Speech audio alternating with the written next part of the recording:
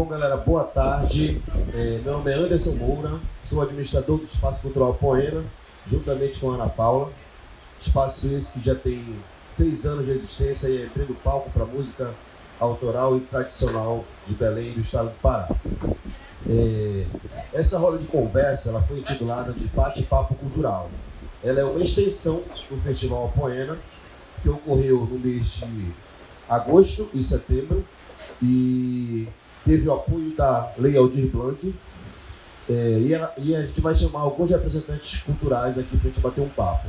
Hoje a gente vai bater um papo com o Edivaldo Souza, mais conhecido como Blue, que é produtor cultural, DJ, e já tem uma vasta história aí no mercado cultural de Belém. Vou falar um pouco aqui do Azul. O Azul é mais conhecido como Blue, né? É um produtor cultural e curioso da música paraense, realizador do blog musicaparaense.org, com 23 anos de atividade. Hoje promove o resgate e divulgação de obras de artistas da música paraense. Há mais de 10 anos, Azul faz discotecagem calçada na música brasileira, latina e africana.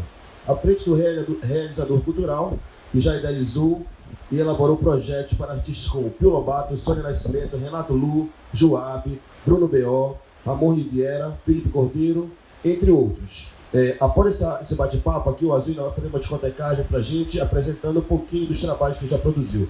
Bom, Azul, seja bem-vindo, muito obrigado por aceitar bater esse papo com a gente aqui nessa tarde despretensiosa. Boa tarde, obrigado pelo convite. Vamos juntos, vamos nessa.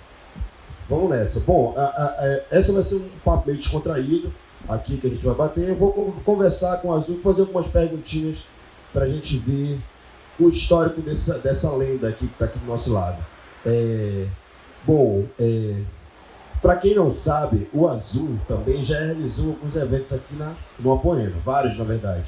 E o mais emblemático que o Azul fez aqui no Apoena foi a Noite Picoteira, né, que trazia alguns artistas da cena cultural de Belém.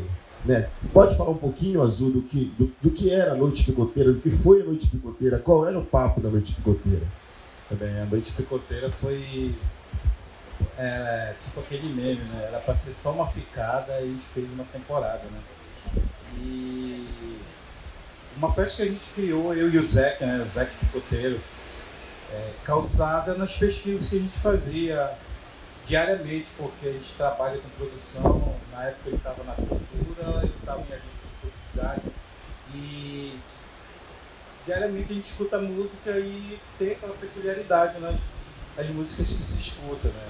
Então, aí eu já estava fazendo playlist já para música paraense, né? Porque eu passei por 3 anos embaixador da Spotify no norte, então fazia playlist das músicas e na discotecagem elas já ficavam listadas. E um belo dia eu perdi a minha parceira, né, que foi a Ana Flor, que casou e desistiu da carreira de DJ. A gente fazia um duo que é o Caminho de Saliente, e estava precisando de um parceiro para continuar com a discotecagem, né? E eu conheci o Zé, que nessa época ele não discotecava, mas ele tinha essa peculiaridade também de fazer a seleção dele, a pesquisa dele no SoundCloud, se não me engano. E convidei ele para a gente fazer umas festas, né? E calçou quando a gente conheceu vocês na abertura do Apoena, na verdade. E eram umas festas muito loucas, né? Os convidados eram convidados assim, loucos. Leila Furacão, né? Passou por aqui. Pois é, então quando a gente já estava nessa questão de fazer discotecagem, né? Das músicas andinas, caribenhas e africanas, traçando mais ou menos o que originou a música paraense na dita regional. E a gente fazia discotecagem antes, sempre tentou fazer shows de artistas novos ou não, né? Ou standard da música paraense, que tivesse a fim de fazer com a gente também a festa. Legal. E a discoteira foi isso aí, né? Então, acho que foi uns 2 anos. 2 anos, né? Era só pra ser uma ficada, né? Era só pra ser uma ficada e ficou legal, né? Ficou bacana. Aí depois cada um seguiu o seu rumo, né? O Zé começou a produzir com o Félix e a Soninha, né, ela bateria, e um projeto também importantíssimo da música paraense, né? E hoje está em Alter do Chão. E hoje eu sigo fazendo as coisas assim que me convidam, discotecários também da mesma forma. Olha, mais uma coisa que eu não sabia, uma curiosidade sobre você, que você disse agora que você era embaixador do Spotify da região norte. Sim. O que é o embaixador? O que o embaixador faz da plataforma? O embaixador é o que se chama hoje de digital influencer. Então, por conta da pesquisa de música paraense e o meu contato como produtor, conheço vários produtores e eles me fizeram um convite para fazer curadoria de músicas para Spotify, porque o Spotify estava chegando no mercado e não tinha, na verdade, eles não tinham noção nenhuma de como fazer, a partir de como fazer uma seleção de música para eles, porque eles não sabiam a importância, a relevância de alguns artistas. Então eles me chamaram, né, para fazer parte de um time que eram várias pessoas, vários blogueiros, produtores, e esse projeto durou 3 anos. Fiquei por 3 anos fazendo isso. Legal. Então tu fazia pesquisa e indicava artistas da cena daqui do Belém, do Pará, para subir na plataforma. Era aí, basicamente isso? Na verdade, o Música Paraense já estava o blog, que já tinha uma seleção, que as pessoas fazem download, e na plataforma eu criei um perfil, que antes deles me convidarem já tinha um perfil do Música Paraense, que eu já fazia as playlists, são as playlists que eu discoteco, porque eu faço a minha discotecagem pegando a inteligência artificial da plataforma, né? Legal. Já estava umas mais de 100 playlists lá e segui fazendo assim, de acordo com a demanda. Eles pediam assim, olha, a gente quer fazer uma só de brega, uma só de rock, uma só de um período, artistas que fazem parcerias e tal, com artistas da região norte ou do estado do Pará mesmo. Aí tá tudo então lá. É isso, né? Eles viram a relevância do teu trabalho de pesquisa, né, e decidiram te convidar para fazer parte dessa imersão, né, de artistas paraenses na plataforma. Exatamente. Bom, tu falou de produção agora. Vou fazer uma pergunta bem direta, assim, sabe, cara? Você é produtor cultural há quantos anos? Deixa eu ver. É difícil responder essa pergunta, porque em paralelo à produção cultural, que eu já fazia há muito tempo, mas eu me lembro assim, que realmente eu comecei com Delinquentes em 1987, 88. Papai. A gente o Jaime já fazia um show, Delinquentes sempre foi uma força muito grande, né, no rock, na música paraense.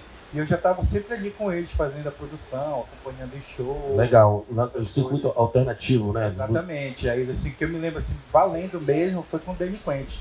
Mas aí depois de Delinquentes apareceu várias bandas, né? Banda lá do Sapés também, e outras pessoas que a gente foi encontrando aí no caminho. Legal. Assim, como eu tô te falando, assim, eu vou te fazer umas perguntas diretas, assim, pra gente entender o que é o trabalho de um produtor cultural. Né? Qual é o papo? O que o produtor cultural faz? Qual a importância e a relevância dele para um evento, para um artista? Bom, o produtor cultural é aquela pessoa que idealiza, elabora e executa projetos culturais, tipo shows, programação cultural, uma programação de bares, espaços culturais, projetos para artistas e algum gerenciamento de carreira também. Nesse lado de gerenciamento de carreira, como é que funciona, mais ou menos? Assim, a questão do produtor, do artista. O gerenciamento de carreira tem várias situações que tu podes atuar, né? Por exemplo, tem um booker, que é o cara que vende shows, né? Que fazendo contatos com outros produtores pelo Brasil ou fora. E o booker ele faz a venda de show, né? Legal, produção, né? Colocar o cara no circuito, sim, shows e tudo mais, né? Isso. Bom, legal. E já produziu uma galera, né, cara? Sim. Uma galera, né? Uma galera. Atualmente tu tá com algum trabalho de produção? Continuo fazendo produção do Pilobato. Eu estou iniciando agora, acho que daqui a 2 ou 3 semanas, junto com a Sônia Nascimento, a gravação do segundo disco dela. Terminei agora na Audi Blanc aqui há 2 dias atrás, o Felipe Cordeiro, que a gente fez um videoclipe, né, a Flash, está em todas as plataformas. Ramon Rivera também, que a gente tem uma parceria e está terminando de concluir o disco. Bruno B.O., que é o que eu estou mais ativo atualmente, né? Fazendo um esporte muito bacana com o Bruno sempre um parceirão, sempre um amigão. Deixa eu ver mais aqui. O Juab, né? A Ju fez um disco muito bacana, gravou um disco muito legal, uma transição de carreira que ela dá, sair assim, um pouco do regional, mais para as coisas mais old music, vamos dizer assim, né? O disco dela ficou bem legal. Legal. Só artista conceituado, né, considerado na cena musical, né? Sim, tem vários artistas, assim como tem outros produtores culturais também que estão fazendo serviços maravilhosos com esses artistas, sabe? Prestando uma boa gerência aí para a galera. Tu acabaste de falar na questão da Lei Aldir Blanc, né? Uhum. A gente sabe que o setor cultural ele foi um dos mais atingidos com a pandemia, né? Nós fomos o primeiro a fechar e os últimos a abrir, e ainda com restrições. Né? Nesse período ali da pandemia, rolou alguma coisa? Conseguiu fazer produção por trabalhando em casa? Conseguiu aprovar alguns editais alguns projetos nesses editais de incentivo que tiveram na pandemia? Sim, na Lei Aldir Blanc eu contemplei alguns projetos, né? A maioria já foi executado e a gente já está prestando contas agora nessa parte de contrapartidas. E, assim, o período bem crítico da pandemia foi complicado bastante para muita gente, porque a gente estava com uma agenda bacana. Na época, início da pandemia, eu estava com a guitarrada das bandas e a gente fez uma projeção legal para fazer uma viagem para Portugal, Alemanha. Já ia para o mundo, já. Mas com a pandemia caiu para todo mundo, né? E na sequência foi de efeito dominó. E nesse momento eu aproveitei para fazer novas elaborações, novas propostas dentro de um panorama que pegou muita gente, ninguém sabia. Uma coisa que eu achei assim, meio que pioneirismo até. Em 2009, sem ser pandemia, hoje a gente chama de live, né? Antes a gente chamava em 2009 em broadcast, que era essas transmissões que a gente faz hoje como live, né? E eu olhei assim, cara, já estava bem desgastado de fazer esse tipo de serviço, porque até a internet não era boa também nessa época, né? Lá em 2009. Em 2009. E hoje a gente fez bastante, assim, o conhecimento que eu já tinha. Na verdade, eu dei mais uma orientação técnica para muita gente e adquiriu o material para fazer em casa mesmo, sabe? Sim. Fazer seu home studio, ou então mesa de edição, de vídeo. Inclusive uma galera aprendeu a trabalhar com essa onda, né? Várias plataformas, vários aplicativos. Por exemplo, a pandemia fez com que popularizasse os aplicativos de vídeo, né? Certo. Porque era uma forma de conseguir levantar uma grana fazendo conteúdo. Continuar o movimento, levando entretenimento para as pessoas que estavam naquele momento ali desesperadas, né? A gente tentou fazer algumas aqui no espaço. Eu inclusive aprendi a trabalhar com uma plataforma, né? E a gente vai se virando, né? Pra gente não parar, a cabeça não pirar, né? Naquele momento ali que foi muito ruim mesmo. E a gente ocupar, de certa forma, a nossa cabeça, né? E, de certa forma, essas apresentações que tiveram no período crítico da pandemia foi o que distraiu, né, a cabeça das pessoas, né? Levou um pouquinho de entretenimento, um pouquinho de entretenimento para as pessoas de casa. Né? Distração para as pessoas de casa. Bom, foi um período muito ruim mesmo. Muito ruim, né, que a gente passou, mas bora falar agora de coisa boa, né? Só um momentinho aqui. Você também é um dos idealizadores do bloco de carnaval Filho de Glande, né? Qual é o papo do Filho de Glande? Assim, qual é o porquê do nome? Quantos anos o bloco tem e tal? Vai rolar esse bloco agora no carnaval do ano que vem? O Filho de Glande, ele foi criado dentro de uma agência de propaganda, né? Corpo Publicitário. E não queriam e não podiam viajar no carnaval, né? Carnaval de Belém fora, né? No interior, essas coisas. Não existia carnaval nesse período no Belém. Então, o que a gente fez? A gente se uniu, pegou um carro desses de mensagem, de recadinho do coração, assim, aniversário, contratou um carro, pegamos um cavaquinista e um dos fundadores era o Marquinho, ele era o vocalista, e a gente saiu pela rua aí, todo mundo fantasiado. Isso que ano? Em 2006. 2006, na Cidade Velha. Na Cidade Velha não tinha nada no carnaval, então a gente encontrava com o Eloy, o Fofó e o Betinho. Betinho também, o Fofó do Lino. Então a gente fazia, se encontrava ali na Cidade Cidade Velha, fazendo os percursos, né? E o nome, eu não lembro, acho que foi o Beto e o Amauri. Acho que foi o Beto e o Amauri, que fizeram uma paródia em homenagem aos Filhos de Gandhi, né? De um bloco afro, né? Conhecido mundialmente. E a ideia era realmente ficar no cerne da diversão, carnaval, porque era muito familiar. Então, em outras agências, a gente tinha outros amigos também que também criaram blocos e por aí foi. Pô, legal. E assim, se tornou um bloco já tradicional, né, de Belém, né? Sim. E assim, uma informação bem relevante para a galera de casa aqui, desse cara aqui, é que ele foi um dos idealizadores do Circuito Mangueirosa.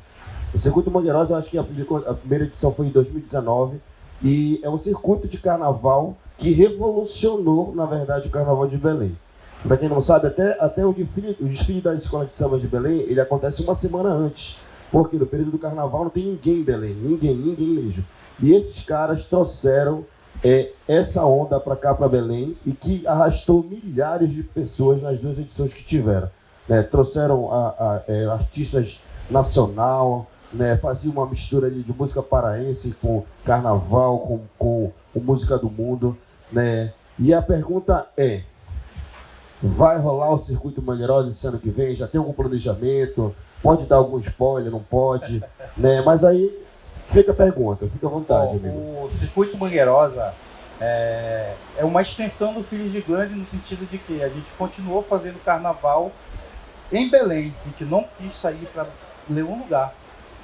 Então, como a cada ano foi crescendo, né, o Filhos de Gandhi tem 15 anos, fez 15 anos esse ano, e a gente teve a feliz coincidência de encontrar 6 produtores que tinham a mesma ideia que a gente, e unimos forças, né, que o Circuito Mangueirosa é formado pela Cirragem, pela Meia Chuta, pela Lambateria, pela Melé e Bando Mastodonte. E tem mais uma produtora que está entrando aí com a gente também, que é a produtora do Gustavo Moreira. E a gente está conversando a respeito de tudo que se refere aos números e dados de Covid, né? Quanto tempo está rolando a vacinação, por quanto tempo ainda vai rolar, qual a quantidade de pessoas que já foram vacinadas, como é que está a liberação dos espaços de espetáculos, que é uma coisa muito complicada, porque nos bastidores envolve muita coisa, porque quando você faz algo na dimensão do Circuito Mangueirosa, tem as questões de tu tratar com vidas, né? Sim, com certeza. Então tem que ter essa preocupação, grande, com certeza. Né? Então a gente está conversando, a gente já está fazendo reuniões semanais e muito em breve a gente pode começar a disparar as notícias. O que eu posso dizer é que vai haver o baile da Glande, né? O tradicional baile de mágica do Filho de Glande, e ele vai existir. Ele vai rolar, né? Vai rolar. Agora, em relação ao circuito mesmo, a gente só vai se pronunciar. Acho que daqui até o final de novembro a gente começa. Legal, né? Legal. Bacana que vocês tenham essa noção, né, do cuidado que tem que ter com as pessoas. Né? Não adianta a gente fazer coisa muito grande que envolve risco de vida para as pessoas. Né? E nós a gente mesmo, também né? tem essa preocupação aqui no espaço, né? A gente, na verdade, foi no começo ali da coisa, na reabertura do espaço, nós fomos bem caxias assim com as coisas, sabe? A galera não podia levantar mesmo, só podia transitar de máscara. De certa forma, rolou até meio que uma coisa ali da galera dispersar, ir para outros lugares que permitiam. Né? Mas enfim, a gente estava fazendo certo, né? Exatamente, né? Mas isso é uma questão cultural, né? Hábitos também. Pois é. Tem umas pessoas que aceitam, outras pessoas que não aceitam, enfim. E assim, a galera tá tomando uma gelada, né? Depois que sobe pra cachaça, pra cabeça, é difícil controlar essas coisas, né? Muito difícil, né? Ficar, bom, a música é boa, difícil ficar parado. Pois é, né? Ainda tem isso, né? Como é que vai segurar a galera sentada, né? Espaço bom. Espaço dançante, a galera escuta o som, toma mais gelado, tem que ficar sentada. Foi difícil, até hoje na verdade. Mas, porra, bem legal conhecer um pouquinho da tua história, né? Foi, na verdade, a primeira pessoa que eu pensei em conversar quando a gente resolveu fazer esse bate-papo, né? Esse bate-papo cultural, ele vai acontecer hoje, ele acontece hoje, né? No sábado, e no domingo a gente vai trazer representantes do Bloco Nação Ogã, né? Vai ser o Raoni Figueiredo, a Suelen Ferro e o David Campos. A gente vai bater um papo aqui para falar um pouquinho do que é o trabalho do Nação Ogã, né? Amanhã às 16 horas também, com entrada franca, né? Eu quero dizer que essa roda de conversa aqui, ela é uma extensão do Festival Apoena. Esse festival que foi contemplado pela Lei Aldir Blanc, né? Teve apoio da Secretaria de Cultura do Estado do Pará, Governo do Estado do Pará, Secretaria Especial de Cultura e Ministério do Turismo. Azul, eu quero te agradecer aqui por esse bate-papo, né? Deu pra gente conhecer um pouquinho. Eu já conheço que a gente é brother, né?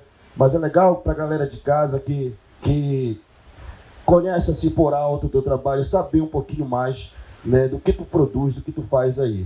Quer deixar alguma coisa, algum recado pra galera, contato, rede social pra galera conhecer um pouquinho do teu trabalho? Fica à vontade, amigo. Beleza. Bom, eu tenho um projeto que tem mais de 23 anos, como tu falaste, né, que é o musicaparaense.org.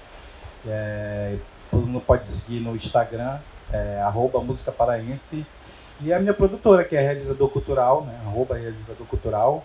Se quiserem me seguir, @seu Edivaldo, Demudo. E, assim, o recado que eu deixo aí pra galera consumir mesmo a cultura paraense, sabe? Assumir a sua cultura, a sua música, sua arte, o teatro, o cinema, que está muito rico, né? O audiovisual está muito forte, cada vez melhor. Então a gente está muito bem servido de produtos culturais. Conteúdo, né? E conteúdo vasto. E eu não digo só a produção em si, né? Por exemplo, esse espaço aqui que, porra, salva vidas, sabe? Salva vidas mesmo. Tem muita gente que eu tenho uma gratidão muito grande pela Apoena, porque conheço a estrada desde o início, então a gente está vendo que anda de mão dada, né? E a gente sabe que não foi fácil, principalmente atravessando essa pandemia que ainda não acabou, mas a gente está aí fazendo resistência com responsabilidade, né? Com responsabilidade principalmente para as pessoas. Então é justo que a gente faça essa entrega boa, né? Sim. E as pessoas consumam mesmo que a gente está entregando para elas. Agora, mais do que nunca, a gente pode ser chamado de resistência, né? Porque a gente conseguir sobreviver depois de toda essa onda que rolou aí, né?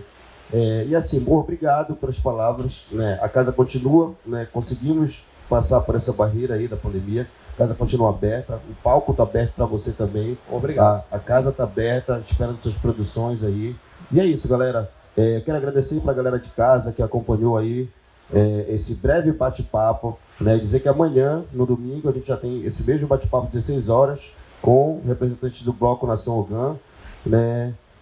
Quero agradecer a Maruja Produções, que está fazendo a captação de áudio e imagem desse bate-papo. E é isso, muito obrigado, galera. O espaço Apoena está aberto, tá? Tem programação de terça a domingo aqui, sempre apresentando uma coisa diferente a cada dia, né? E é isso, muito obrigado, Edivaldo, tenham uma boa tarde, até amanhã, galera. Falou! Abraço.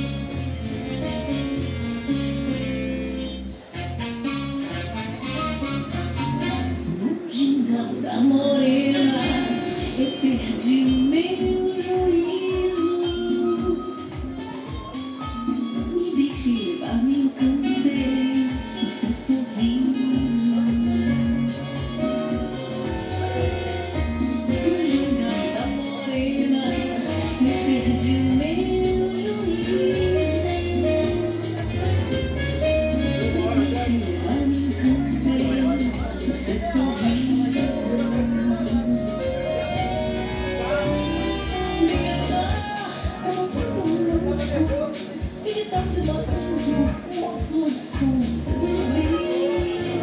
Coração, chamei com todo o peito. Vi que não tinha mais jeito, uma paixão me consumiu. Luares do seu olhar, paraíso. Mistérios que desvendar, seu sorriso. Do seu olhar.